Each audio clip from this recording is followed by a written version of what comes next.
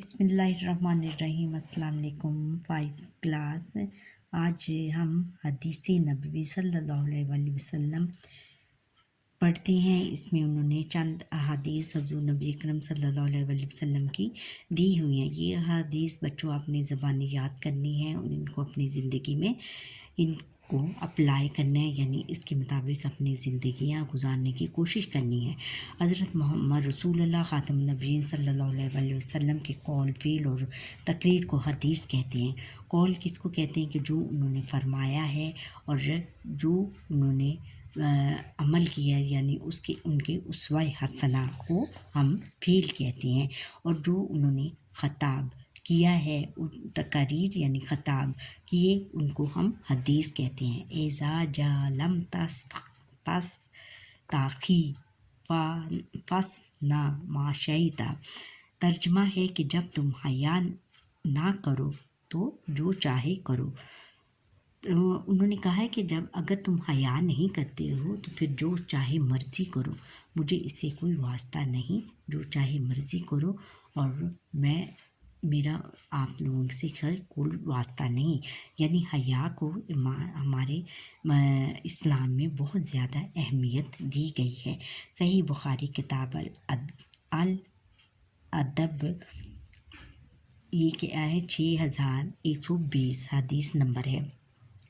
لا یؤمن احدکم حتی یحب لأخیہ ما یحب لنفسہ، ترجمہ تم میں سے کوئی شخص اس وقت تک کامل یعنی مکمل مومن نہیں بن سکتا جب تک اپنے بھائی کے لیے وہی پسند نہ کرے جو اپنے لیے پسند کرتا ہے۔ اس میں انہوں نے کہا ہے کہ سب مسلمان آپس میں بھائی بھائی ہیں، اور ہم نے اگر کسی کو تحفہ دینا ہے تو اس کے لیے وہی پسند کرو جو کہ تمہیں بہت زیادہ پسند ہو۔ یعنی تم اگر اس کے لیے شاپنگ کرنے جاؤ یا خریداری کرنے جاؤ تو وہی چیز پسند کرو جو کہ تمہیں اپنے لیے بہت زیادہ پسند آئی ہو۔ صحیح بخاری کتاب الایمان 13 حدیث نمبر 13 ہے۔ انا خاتم النبیین لا نبی بعدی، ترجمہ ہے کہ میں آخری نبی ہوں، میرے بعد کوئی نبی پیدا نہ ہوگا۔ انہوں نے اپنے آخری نبی ہونے کا اس میں اعلان کیا ہے کہ میں آخری نبی ہوں اور میرے بعد کوئی بھی نبی نہیں آئے گا، یعنی میں خاتم النبیین ہوں۔ جامع ترمذی کتاب فتن حدیث 2219 ہے۔ معاف کیجیے گا، یاد رکھیں جو حدیث صحیح بخاری اور صحیح مسلم دونوں میں موجود ہو اسے متفق علیہ کہتے ہیں، یعنی ایسی احادیث کی جس میں تمام فرقے متفق ہوں، اس میں تمام ان کے من غشا فلیس منی، اور ترجمہ جو دھوکہ دہی کرے گا وہ مجھ سے تعلق رکھنے والا نہیں ہے۔ یعنی دھوکہ دہی اسلام میں بالکل منع ہے، یعنی دھوکہ ہم کسی بھی مسلمان کسی بھی انسان کو دھوکہ نہیں دے سکتے۔ اگر ہم دھوکہ دیں گے تو انہوں نے کہا ہے کہ وہ اس کا شمار میری امت میں نہیں ہوگا۔ صحیح مسلم کتاب الایمان حدیث 284، لا یدخل الجنۃ قاطع، ترجمہ رشتہ داروں سے بدسلوکی کرنے والا جنت میں نہ جائے گا۔ ہمیں اپنے رشتہ داروں سے بدسلوکی نہیں کرنی چاہیے۔ انہوں نے کہا کہ اگر کوئی اپنے رشتہ داروں کے ساتھ مس بہیو کرے گا، ان کو لعن طعن کرے گا، ان کے ساتھ اچھا سلوک نہیں کرے گا تو وہ جنت میں نہیں جائے گا۔ صحیح مسلم کتاب الایمان حدیث 2556، من یحرم الرفق یحرم الخیر کلہ، ترجمہ جو شخص نرمی سے محروم رہا وہ ساری بھلائی سے محروم رہا۔ صحیح مسلم کتاب البر الصلاۃ حدیث نمبر ہے 2595۔ اس میں یعنی نرمی کو بہت زیادہ اہمیت دی گئی ہے کہ ہمیں ہر ایک کے ساتھ نرم لہجے سے بات کرنی چاہیے، اپنے غصے پر قابو رکھنا چاہیے۔ اچھا، سرگرمی برائے طلبہ سبق میں دی گئی احادیث کو یاد کر کے ایک دوسرے کو سنائیں اور ان کی تعلیمات پر عمل کریں۔ آگے ہے کہ دعائیں ہیں اب دی گئی ہیں، ان کو آپ نے زبانی یاد کرنا ہے۔ ہم نے اللہ تعالیٰ نے قرآن مجید میں اپنے بندوں کو حکم دیا ہے کہ وہ اپنی ضرورت اور حاجت کے لیے اسی سے دعا کریں۔ ارشاد باری ہے، ترجمہ: جب کوئی پکارنے والا مجھے پکارتا ہے تو میں اس کی دعا قبول کرتا ہوں۔ سورۃ البقرہ آیت نمبر 186۔ معاف کیجیے گا۔ آگے ہے کہ سواری کی دعا ہے، سبحان الذی سخر لنا ھذا وما کنا لہ مقرنین وإنا الی ربنا لمنقلبون۔ ترجمہ: اور وہ ذات پاک ہے جس نے ان کو ہمارے تابع کر دیا اور ہم میں طاقت نہ تھی کہ اس کو بس میں کر لیتے، اور ہم اپنے پروردگار کی طرف لوٹ کر جانے والے ہیں۔ آج کل تو بچوں کو اس کی سواریاں ہم موٹر بسز اور موٹر بائک اور گاڑیوں میں سفر کرتے ہیں، لیکن حضور نبی اکرم صلی اللہ علیہ وآلہ وسلم کے زمانے میں گھوڑے تھے۔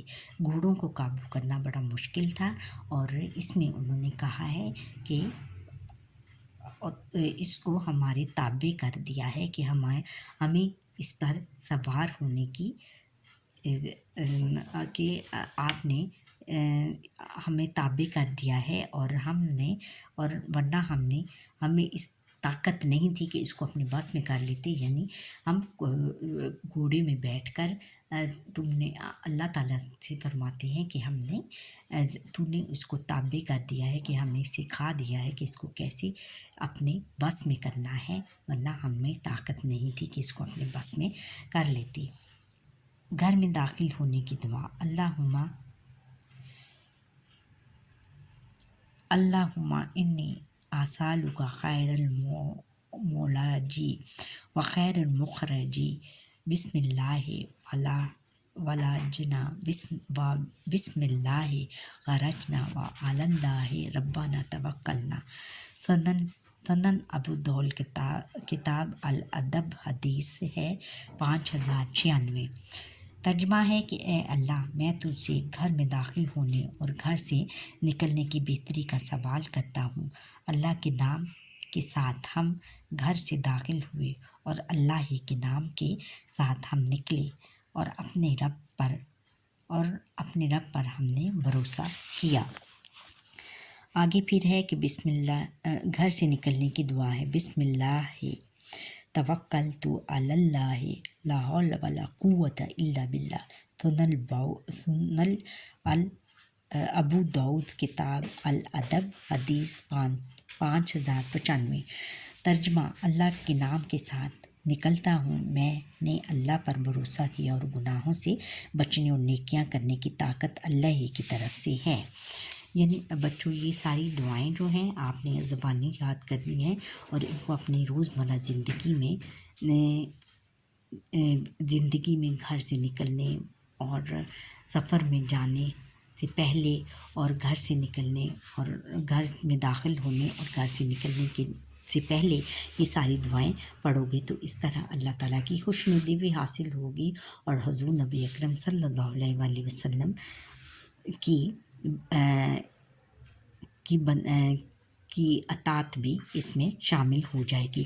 فرمان مصطفیٰ صلی اللہ علیہ وآلہ وسلم ہے، جو شخص گھر سے نکلتے وقت کی دعا پڑھے تو اس سے کہا جائے گا کہ تمہاری کفایت کر دی گئی، کہ ہم نے تم کو بہت محافظ، کہ ہم نے تم کو اپنے حفظ و امان میں رکھا، اور تم دشمن کے شر سے بچا لیے گئے، اور شیطان تم سے دور ہو گیا۔ جامع ترمذی کتاب الدعوات۔ سرگرمیاں برائے طلبہ، دعاؤں کو یاد کریں اور کمرہ جماعت میں ایک دوسرے کو سنائیں۔ دعا مانگنے کے آداب پر اپنے ہم جماعت ساتھیوں سے بات چیت کریں، اور پھر یہ ڈسکشن آپ نے کرنی ہے۔ اگر دعائیں یاد کرو گے تو پھر اپنے ساتھیوں کو بھی، اپنے کلاس فیلوز کو بھی وہ یاد کراؤ گے، تو وہ اس سے آپ کو بھی ثواب ہوگا اور سب کو اور ان کو بھی ثواب ہوگا اگر وہ یاد کریں گے۔ اور پھر قبلہ امتحان میں اس کے بارے میں آپ نے دوسرے کے ساتھ ڈسکشنز کرنی ہے۔ اچھا بچوں، یہاں پر ہی ہماری آج کی لیسن کا وقت ختم ہوتا ہے۔ آپ مجھے لائک، سبسکرائب، بیل آئکن پر کلک کریں اور کمنٹ کرنا نہ بھولیے گا۔ اللہ حافظ۔